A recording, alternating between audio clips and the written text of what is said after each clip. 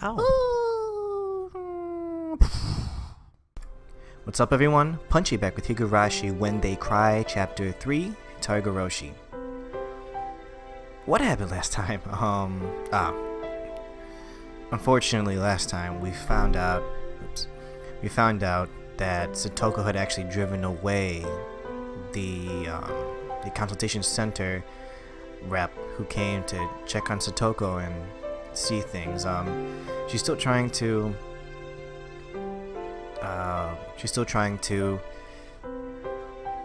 prove that she can do it without Satoshi, so that Satoshi will come back, even though we're pretty sure that Satoshi is not going to come back because he should have been demoned away, but we obviously really don't know. And we also found out that Satoko had actually done this the first time because she was rebelling against her mom, who's I guess had a lot of boyfriends, not at one time I think, but just constantly one after the other, and she'd call them she's called at least two of them dad and stuff. And she was young and rebelling, and she cut herself and called the child consultation center, and it's just a mess now because now that's why they wait and see now, because in case she's lying again. Okay, why don't we all have lunch? Meep. It's been a while since it's been all five of us. This really is how it has to be. Here. Come on, you too. Oh, come on, you too, Punchy-chan. Bring your desk over. Satoko brought her own desk over as well, grinning broadly. Even knowing nothing had been resolved, this exchange was pleasant and made me remember how fun it used to be. I can't have Rika making a bento for me forever. I don't mind. I have fun making your bento. Rika-chan's such a good girl. Having such a good friend must be so reassuring. I put in the big steak, and Satoko puts in the burnt stuff. So if it was just Satoko, it would be so sad, so very sad. Okay, I'm trying my best. Nipa! No. Oh, God. Nipa! It's kind of like that. I take it back. Well, she's Rika-chan after all. Hey, come on, look! I've got omelette rice today. Mushrooms and stuff are delicious. Delicious? How? I say it every time, but your craftsmanship is splendid. You could become a wife whenever you could become a wife whenever and not have a problem. A wife. Eating a wife. What? It's not the right order. How? Using the word wife is totally forbidden around Rena. Please, don't say it again. I'll think about what I've done. A little. By the way, what's in your lunch, Mion? It looks different again today. We're all waiting in anticipation. It's a rich assortment of side dishes left over from what my uncle brought last night. The stew looks really great, huh? The color of the radishes too. Really good, right? Wow, it looks delicious. Stew tastes best when it's left overnight. This looks like it would be really good. And so there'll be none left for Satoko. I'll eat it all and tell you what I think, so just be quiet and watch. What was that? Hand over my portion too. Oh, you lose my knees too. Oh, she's saying it out. Elbow, punch, headbutt. Oh, too close. Luckily, I've got a nice new, a nice new microphone stand attached to my desk, and I can be nice and far away from close-ups. Oh! At close range like this, my advantage is unwavering. Punchy-san, the daikon in your protein tastes really good. Damn it!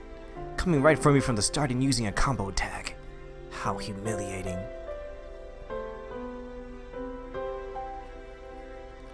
This little exchange, how long had it been?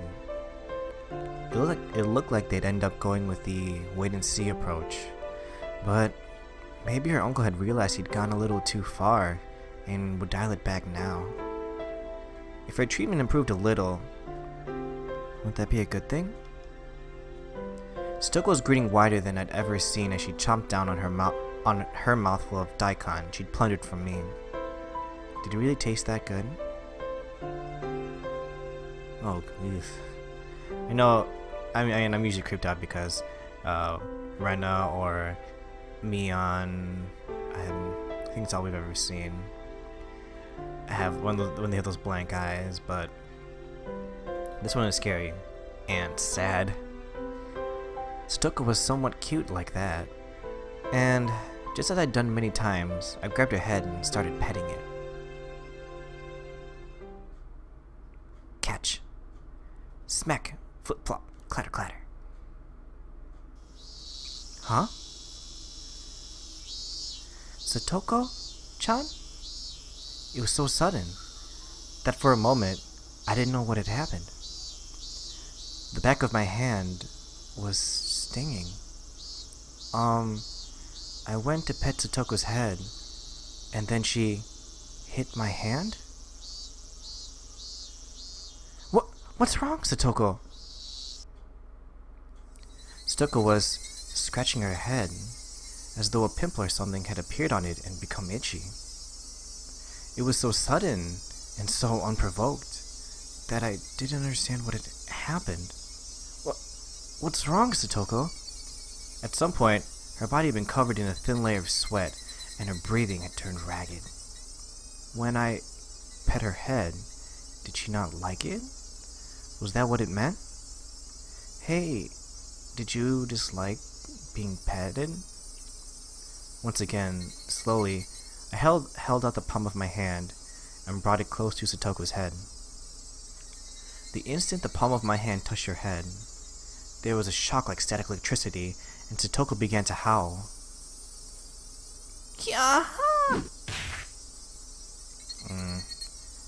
Yeah, ignore my that doesn't seem like the right kind.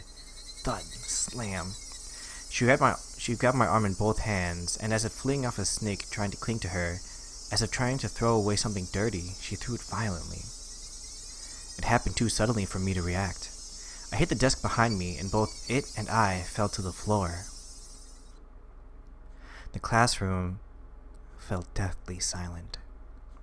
As Satoko bellowed, it sounded like she was in throes of death, and unsteadily backed away.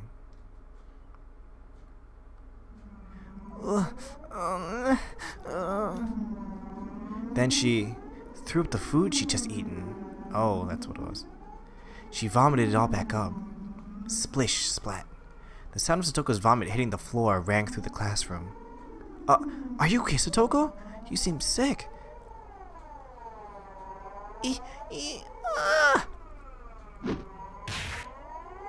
I reached out a hand, and she swatted it away with all her might. With such extreme strength that I fell onto the floor again. Satoko put both hands on her head as though protecting it, groaned some more, and took a few steps back. And then she began swinging both hands around. Students in nearby seats were forced to evacuate. She grabbed anything within reach, bento boxes, chairs, threw them, tossed them, and flung them about. Wait, stop it, Satoko! What's wrong with you?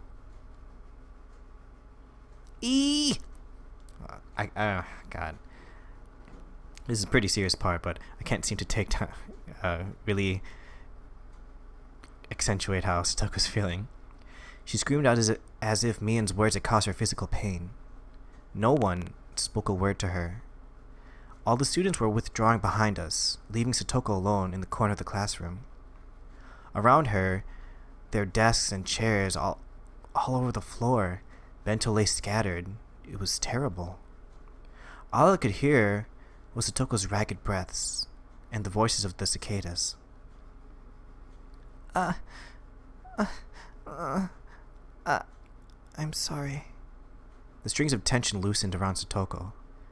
And maybe she suddenly grew scared of her own actions because she started trembling and gave a word of apology. But nobody knew just who that apology was directed towards. So, for now, I decided to answer as everyone's representative. No, it's fine. Are you alright? I'm sorry. I'm sorry. I don't... I'm really bad at, pretending to cry. Our words didn't match each other at all. Satoko hugged her shoulders, and back she went. Bang! She ran into the locker with the cleaning supplies in it. Even that made her give a little yelp. The impact caused the bucket atop the locker to fall, making a loud sound, and that's what scared Satoko most of all. She almost jumped out of her skin, grabbing a bunch of the curtain in her hands. Nobody spoke to her. They could only look, not even remembering to blink. I'm sorry. It wasn't me. Satoko. What? What on earth? I stood up, took a step away from everyone, and approached Satoko. What happened? I said, I don't know. You're wrong. Please stop. Please forgive me. Just calm down. Satoko, do you know who I am? No more. I hate this. Every time I took a step forward, she grasped the curtains more tightly and cried out. Satoko, it's me. It's Punchy. Don't you recognize me? I would never, ever hurt you. No! Crying. I don't want to give voice to that. Come on, calm down. It's alright. I'm your friend. Help me. I don't want to be scared. It feels bad. No, I don't. Suddenly, my shoulders were grabbed and I was dragged backwards. It was Rena. Sorry, Punchy-kun. You get a little farther back. After pulling me back, she ran towards Satoko in my place. It's okay, Satoko-chan. There's nothing to be scared of. Please, don't worry. No more of that. Nini! Help me! Nini, help me! Oh God. As she gripped the curtains and kept calling for Nini, she continued to wail about being forgiven for something and to be saved from something. What is this? Mia ungashed her teeth and groaned, and there were tears falling from her firmly closed eyes. What the hell? What is this? Didn't this all come to an end yesterday? Weren't we supposed to go back to our old lives? Mion! Crash. There was a crazy sound. Ren had taken the cleaning supply locker and kicked it down to the ground. Everyone stood surprised at Rena's unexpected act of brutality. After that, Rena embraced the bawling Satoko from behind and started crying with her, stifled. Rena, what's wrong? Sorry. Punchy-kun, be quiet for a minute. What is it now? What happened? What did Satoko tell you? What did you hear? Shut the hell up! I told you to shut your mouth, asshole! Rena's raw, hostile emotion hit me like a brick. It was no more than a momentary howl of emotion for Rena, but it was more than that for me. She had shown me what was behind all that emotion, what was in her heart. Oh, Satoko-chan. No more. Forgive us. We couldn't do anything for you. Forgive us. What? Nini. Oh, jeez. I'm sorry. Oh. Forgive us for being unable to do anything. Rena's words made me feel as though the blood vessels in the back of my head were suddenly all turning to ash.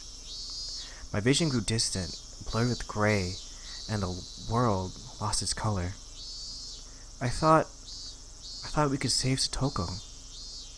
But though I knew it'd be the sooner the better, I thought there was no time limit for doing that. I never even dreamed that we could be too late. I'd been making a huge mistake. I thought Satoko could be hurt, but never that she'd break.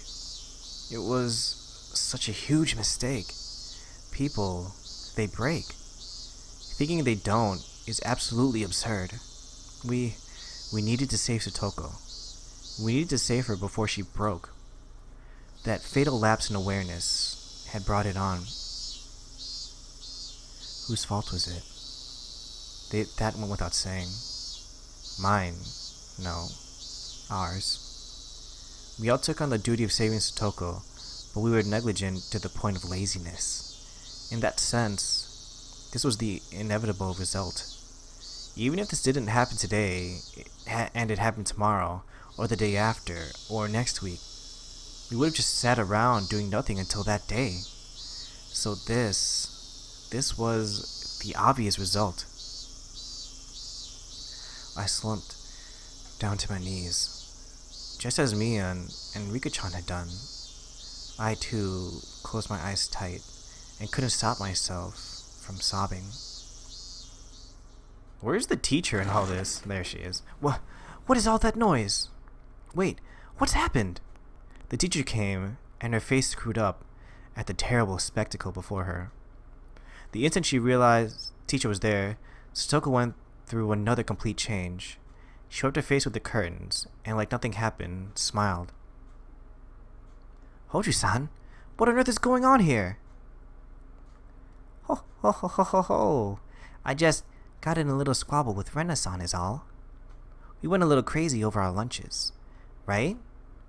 Rena didn't nod in reply, but then, since Satoko wished it, she nodded without strength. The rest of the class couldn't keep up with her extreme changes. We all just stared in a daze. Oh ho ho, it was just a little horseplay. I scared everyone out of their wits. Oh ho ho ho ho. Satoko would probably sweep the whole thing under the rug. For what? Her heart is torn to pieces. So what? What else? You wanted your Nini to help, didn't you? But unfortunately for you, Satoshi doesn't ever intend on coming back. It's never that easy. He won't just conveniently show up and save you. So you don't have to wait for him anymore. You can cry, beg for help, and you can run away. Whoa! We can't do anything, Mian suddenly said. She spoke then, those few words that had tormented me countless times.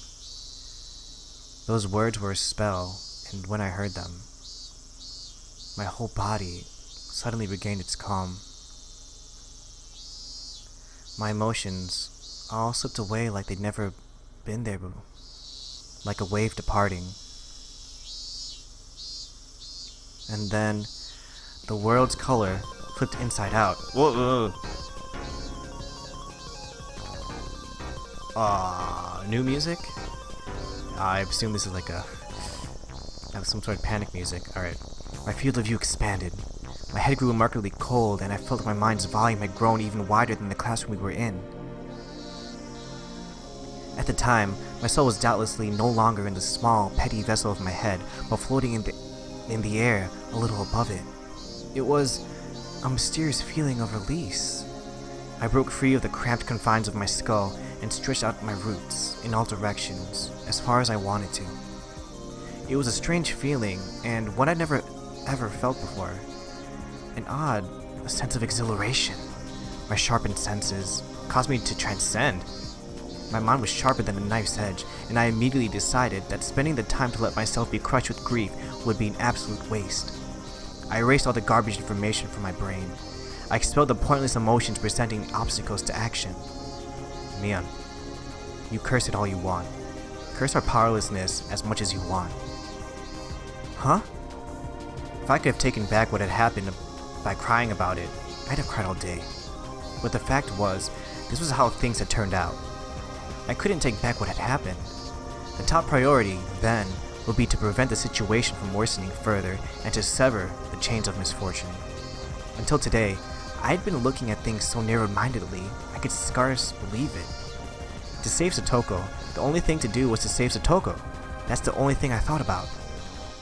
I didn't allow myself to realize the most basic, direct, and certain way of removing the source of Satoko's unhappiness. No, actually, I realized it yesterday. But as for the means, I'd relied on some stupid curse from some dumb deity. I'd never considered carrying the task out myself.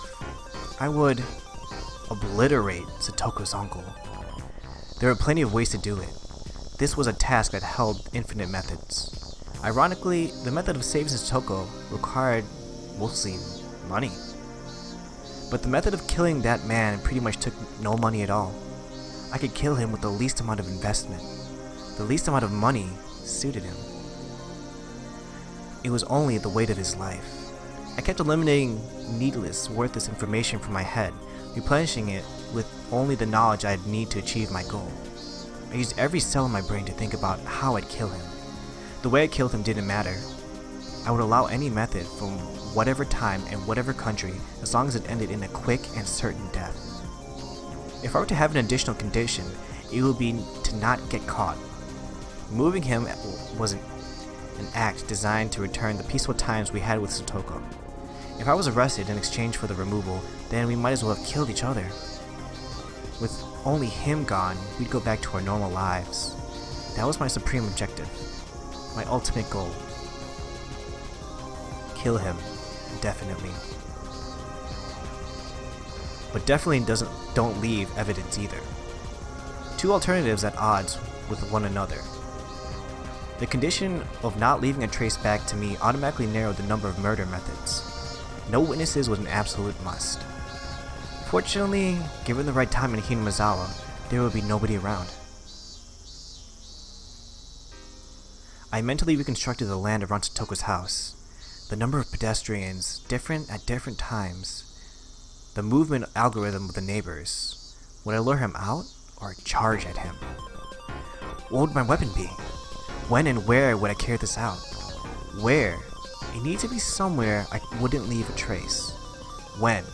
It needed to be as soon as possible for Satoko's safety, without wasting even a millisecond. This is absurd. Completely absurd. When I thought about it this way, it struck me how easy the act of killing was. If I could leave evidence, if I was just going to kill him, anyone could easily turn into a murderer. But our reason prevented that. It told us doing so would get us arrested for sure. In the end, being arrested by the police was the final thing preventing people from committing homicide. Absurd. If you went all the way out into the very middle of the ocean, you wouldn't leave any trace at all. Anyone would drop those they hated into the depths if they knew that. It was all too easy to simply remove him. I could leave class right now, grab a metal bat or something from the schoolyard, go to his house and attack him. Estimated time would be 25 minutes. If I wanted us to kill each other, it wouldn't even be minutes. I could do it in 1500 seconds. I knew just how much his continued existence depended on me. He was nothing. I could expel him from this world within just 1500 seconds after making up my mind. From when I decided what to do, he'd only 1500 seconds. Actually, if I ran full speed to his house, that number would go down even further. But he was alive. He was still part of this world at this very moment, having torn Satoko's body and mind to shreds. Why? Because I was letting him live. I was permitting him to live, so he was alive. If I rescinded that permission, he would be evacuating this mortal coil within 1500 seconds. You think I'd let you live to breathe even 1500 more seconds of air? I'm taking that permission back, right here, right now. You'd better thank me for letting you live until today. However, I actually need more than 1500 seconds. I'm not just gonna end you. Getting back our old lives is far more important. It's only you I'll be cleanly cutting out of this world. They won't find a culprit. I'll forget that I dirtied my hands on the likes of you as naturally as I brush my teeth before bed. So to do that, I'll make a special exception for you and give you more than 1500 seconds. I'll give you special permission to keep on living as you have until I can construct the perfect plan for your murder. Wait, Punchy. You can't let that time go to waste. Yeah, I know. I'll kill him quickly. I'll remove him with certainty. I won't misuse any time to think of a plan. Think back. Tomorrow is Watanagashi, isn't it? Last year, on the night of Watanagashi, her aunt died. Her head was busted open by some deviant, and her brains splattered everywhere. That's it. He's someone who deserves to be given death on the night of Watanagashi. Hey, Oyashiro-sama. You call yourself a guardian, but you didn't protect Satoko.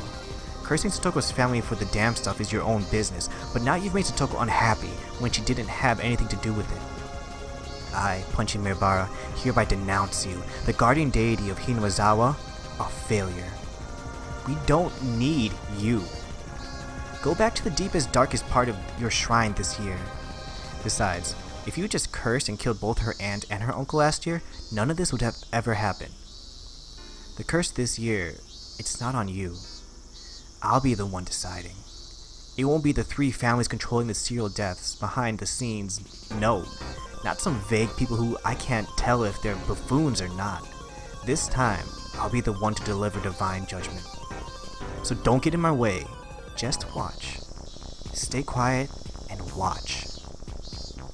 I'll obliterate him. I'll wipe him off the face of the earth. I will stomp out his very existence. Go away, disappear, and die. I'll tear your heart apart just like you did to Satoko. I'll have your blood as payment. Whoa! Oh, what did he say? Warg! Oh, not the best end to this speech. Well, we had Satoko crack and lose it, and we just watched Punchy do it. Although the music, normally I don't like the music that comes with it, but I don't know, it kind of pumped me up to do that little Punchy crazy monologue. Anyway, thanks for watching, guys. Please like and subscribe, and I hope you had as much of a fun time hearing that as I had doing it. Bye bye.